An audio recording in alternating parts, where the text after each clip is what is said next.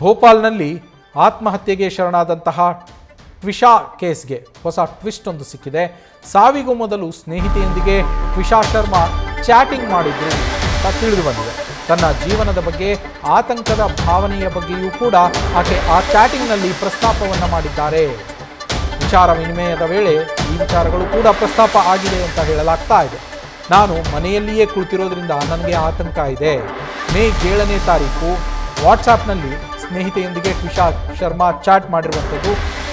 ನಿವೃತ್ತ ನ್ಯಾಯಾಧೀಶೆ ಅತ್ತೆಯಿಂದ ಜಾಮೀನು ಅರ್ಜಿ ಸಲ್ಲಿಕೆಯನ್ನು ಮಾಡಲಾಗಿದೆ. ಟ್ವಿಷಾ ವಿರುದ್ಧ ಮಾದಕ ದ್ರವ್ಯ ಸೇವನೆ ಹಾಗೆ ಮಾನಸಿಕ ಯಾತನೆಯ ಆರೋಪಗಳನ್ನು ಮಾಡಿ ಮಾದಕ ವಸ್ತುಗಳು ಸಿಗದೇ ಇದ್ದಾಗ ಅವಳ ಕೈಗಳು ನಡುಗ್ತಾ ಇದ್ವು. ಮನೋವೈದ್ಯಕೀಯ ಚಿಕಿತ್ಸೆಯನ್ನು ಕೂಡ ಕೊಡಿಸಿದ್ವಿ. ಗಾಂಜಾ ವ್ಯಸನಿ ಆಕೆ ಅಂತ ಹೇಳಿ ಆರೋಪವನ್ನು ಮಾಡಿದ್ದಾರೆ. ಆಕೆಯ ಅತ್ತೆ ನಿವೃತ್ತ ನ್ಯಾಯಾಧೀಶೆ ಅಂತ ಹೇಳಲಾಗ್ತದೆ.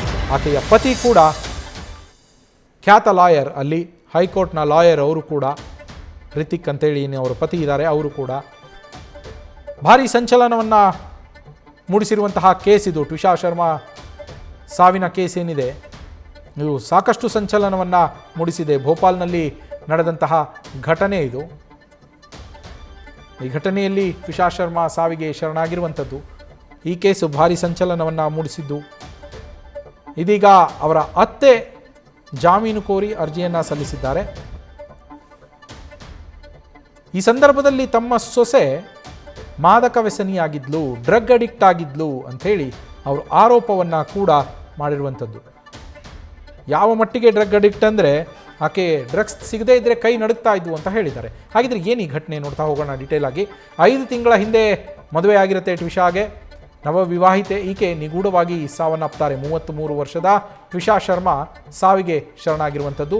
ನವವಿವಾಹಿತೆ 5 ತಿಂಗಳ ಹಿಂದಷ್ಟೇ ಸಮರ್ಥ್ ಎಂಬ ವ್ಯಕ್ತಿಯ ಜೊತೆ ಮದುವೆಯಾಗಿದ್ದರು.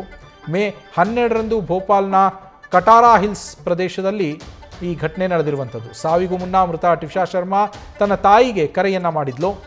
ತಾಯಿಗೆ, ಅಮ್ಮನಿಗೆ ಕರೆ ಮಾಡಿ ಅದಾದ 15 ನಿಮಿಷಗಳಲ್ಲೇ ತಾನು ನೇಣಿಗೆ ಶರಣಾಗಿದ್ಲು. ರಾತ್ರಿ 10 ಗಂಟೆ 5 ನಿಮಿಷಗಳ ಸುಮಾರಿಗೆ ಹೆತ್ತ ಅಮ್ಮನಿಗೆ ಫೋನ್ ಮಾಡಿದ್ದ ಟ್ವಿಷಾ ಶರ್ಮಾ 10:20ರ ವೇಳೆಗೆಲ್ಲ ಮೃತಪಟ್ಟಿದ್ದಾಳೆ ಅನ್ನೋ ಸುದ್ದಿ ಆ ಅಮ್ಮನಿಗೆ ಮತ್ತೆ ತಿಳಿಯುವಂಥದ್ದು. ಕೇವಲ 15 ನಿಮಿಷಗಳಲ್ಲೇ ಟ್ವಿಷಾ ಶರ್ಮಾಳ ಹಣೆ ಬರಹವೇ ಬದಲಾಗಿ ಹೋಯ್ತಾ? ಸಾವಿನ ನಿರ್ಧಾರವನ್ನೇ ಮಾಡಿ ತನ್ನ ತಾಯಿಗೆ ಆಕೆ ಕರೆ ಮಾಡಿದ್ಲಾ ಅನ್ನುವ ಪ್ರಶ್ನೆಗಳು ಕೂಡ ಇಲ್ಲಿ ಮೂಡಿರುವಂಥದ್ದು. ಪತಿ ಮನೆಯ ಸದಸ್ಯರ ವಿರುದ್ಧ ಹತ್ಯೆಯ ಆರೋಪ ಕೂಡ ಕೇಳಿಬಂದಿದೆ. ತಾಯಿಯೇ ಈ ಆರೋಪವನ್ನು ಮಾಡ್ತಾ ಇದ್ದಾರೆ. ನಿವೃತ್ತ ನ್ಯಾಯಾಧೀಶೆ ಆಗಿರುವಂತಹ ಅತ್ತೆ ಹಾಗೆ ಅವರ ವಕೀಲ ಪತಿ ಕಿರುಕುಳವನ್ನು ಕೊಟ್ಟಿದ್ದಾರೆ. ಮಗುವಿನ ಬಗ್ಗೆ ಕೂಡ ಸಂಶಯಪಟ್ಟು ಚಾರಿತ್ರ್ಯವಧೆ, ಅಂದರೆ ಟ್ವಿಷಾ ಶರ್ಮಾ ಪ್ರೆಗ್ನೆಂಟ್ ಇದ್ದರು, ಅವರಿಗೆ ಅಬಾರ್ಷನ್ ಕೂಡ ಆಗಿತ್ತು ಅಂತ ಹೇಳಲಾಗ್ತಾ ಇದೆ. ಅದರ ಬಗ್ಗೆ ಕೂಡ ಸಂಶಯಪಟ್ಟು ಚಾರಿತ್ರ್ಯವಧೆಯನ್ನು ಮಾಡಿದ್ದಂತೆ ಪತಿರಾಯ. ಜೊತೆಗೆ 20 ಲಕ್ಷ ರೂಪಾಯಿ ಆಸ್ತಿಯನ್ನು ತೆಗೆದುಕೊಂಡು ಬಾ ಅಂತೇಳಿ ಪೀಡಿಸ್ತಾ ಇದ್ದ. ಫಾರ್ಚ್ಯೂನರ್ ಕಾರ್ ಬೇಕು ಅಂತ ಕೇಳ್ತಾ ಇದ್ದ. ಅತ್ತೆ ಮತ್ತು ಪತಿ ಟ್ವಿಷಾ ಶರ್ಮಾ ಪತಿ ಸಮರ್ಥ್ ಸಿಂಗ್ ವಿರುದ್ಧ ಈ ಗಂಭೀರ ಆರೋಪವನ್ನು ಆಕೆಯ ತಾಯಿ ಮಾಡ್ತಾ ಇರುವಂಥದ್ದು. ಸೇನಾಧಿಕಾರಿ ಮೇಜರ್ ಹರ್ಷಿತ್ ಶರ್ಮಾ ಅವರಿಂದ ದೂರನ್ನು ನೀಡಲಾಗಿದೆ. ಪ್ರಭಾವಿ ಕುಟುಂಬದ ಹಿನ್ನೆಲೆಯಲ್ಲಿ ಸಂತ್ರಸ್ತ ಕುಟುಂಬಕ್ಕೆ ಸಾಕ್ಷ್ಯ ನಾಶದ ಭೀತಿ ಕೂಡ ಇರುವಂಥದ್ದು. ಅಂದರೆ ಈ ಜಡ್ಜ್ ಮತ್ತು ನಿವೃತ್ತ ಜಡ್ಜ್ ಮತ್ತು ಅವರ ಮಗ ವಕೀಲರು ಏನಿದ್ದಾರೆ, ಟ್ವಿಷಾ ಶರ್ಮಾ ಗಂಡ ಮತ್ತು ಅತ್ತೆ, ಅವರು ಪ್ರಭಾವಿಗಳು ಸಾಕ್ಷ್ಯ ನಾಶವನ್ನು ಮಾಡುವ ಸಾಧ್ಯತೆಗಳಿದೆ ಅಂತೇಳಿ ಆತಂಕವನ್ನು ಮೃತಳ ಕುಟುಂಬಸ್ಥರು ಮಾಡಿರುವಂಥದ್ದು. ಹೀಗಾಗಿ ಮನೆ ಸೀಲ್ ಮಾಡುವಂತೆ ಸಂತ್ರಸ್ತೆಯ ಕುಟುಂಬದಿಂದ ಆಗ್ರಹ ಕೂಡ ಕೇಳಿಬಂದಿದೆ. ಟ್ವಿಷಾ ಸಹೋದರ ಸೇನಾಧಿಕಾರಿ ಮೇಜರ್ ಹರ್ಷಿತ್ ಶರ್ಮಾ ಈ ದೂರನ್ನು ನೀಡಿದ್ದಾರೆ. ವರದಕ್ಷಿಣೆ ಕಿರುಕುಳ, ಆತ್ಮಹತ್ಯೆಗೆ ಪ್ರಚೋದನೆಯ ಅಡಿಯಲ್ಲಿ ಸದ್ಯ FIR ದಾಖಲಾಗಿದ್ದು ತನಿಖೆ ಕೂಡ ನಡೀತಾ ಇದೆ. ಟ್ವಿಷಾ ದೇಹದ ಮೇಲೆ ಗಾಯದ ಗುರುತುಗಳು ಕಂಡುಬಂದಿವೆ ಕೆಲವು ಅಂತ ಹೇಳಲಾಗ್ತಾ ಇದೆ. ಟ್ವಿಷಾ ಮರಣೋತ್ತರ ಪರೀಕ್ಷೆಯಲ್ಲಿ ಸಾವಿನ ರಹಸ್ಯ ಬಯಲಾಗತ್ತೆ. ಸಂಪೂರ್ಣ ವರದಿ ಬಂದ ಮೇಲೆ ಸಾವಿಗೆ ಅಸಲಿ ಕಾರಣಗಳೇನು, ಗಾಯದ ಗುರುತುಗಳಾಗಿದ್ದು ಹೇಗೆ, ಹಲ್ಲೆ ಏನಾದರೂ ಆಗಿತ್ತ ಆಕೆಯ ಮೇಲೆ ಅನ್ನೋದ್ರ ಬಗ್ಗೆ ಪೋಸ್ಟ್ ಮಾರ್ಟಮ್ ರಿಪೋರ್ಟ್ ಬಂದರೆ ಅದರಲ್ಲಿ ಸಂಪೂರ್ಣ ಮಾಹಿತಿ ಸಿಗತ್ತೆ.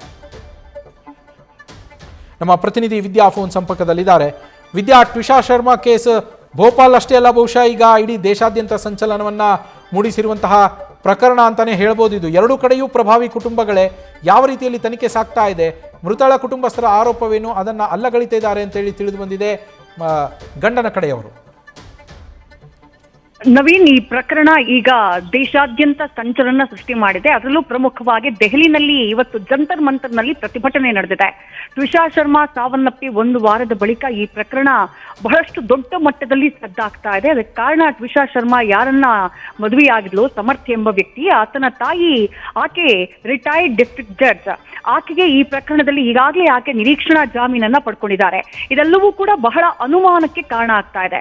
ಒಂದು, ಆಕೆ ತನ್ನ ಸ್ನೇಹಿತಗೆ ಮಾಡಿದ್ದಂತಹ ಟ್ವೀಟು, ಆ ಟ್ವೀಟ್ ಒಂದು ಇನ್ಸ್ಟಾ ಮೆಸೇಜ್. ಆ ಇನ್ಸ್ಟಾ ಮೆಸೇಜ್ ನಲ್ಲಿ ಆಕೆ ಉಲ್ಲೇಖ ಮಾಡ್ತಾಳೆ, ನಾನು ಟ್ರ್ಯಾಪ್ ಆಗಿದ್ದೀನಿ, ನರಕ ಅನುಭವಿಸ್ತಾ ಇದ್ದೀನಿ, ನಾನು ವಾಪಸ್ ಭೋಪಾಲ್ನಿಂದ ನೋಯ್ಡಾಗ್ ಬರೋ ಬಗ್ಗೆ ಯೋಚನೆ ಮಾಡ್ತಾ ಇದ್ದೀನಿ ಅಂತ ಹೇಳಿ.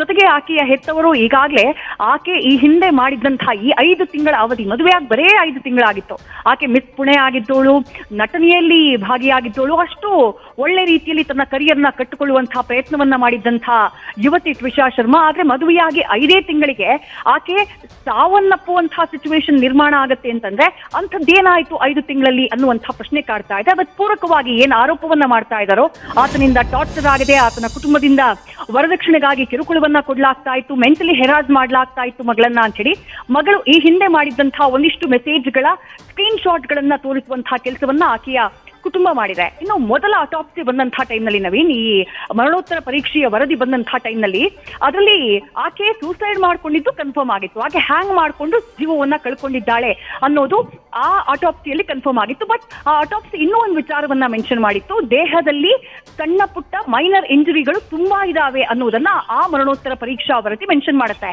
ಹಾಗಾಗಿನೇ ಈಗ ಪ್ರೊಟೆಸ್ಟ್ ಏನ್ ನಡೀತಾ ಇದೆ ಅಂತಂದ್ರೆ, ಒಂದು, ಪ್ರಕರಣಕ್ಕೆ ಸಂಬಂಧಪಟ್ಟ ಹಾಗೆ ನ್ಯಾಯಸಮ್ಮತವಾದಂತಹ ತನಿಖೆ ಆಗ್ಬೇಕು.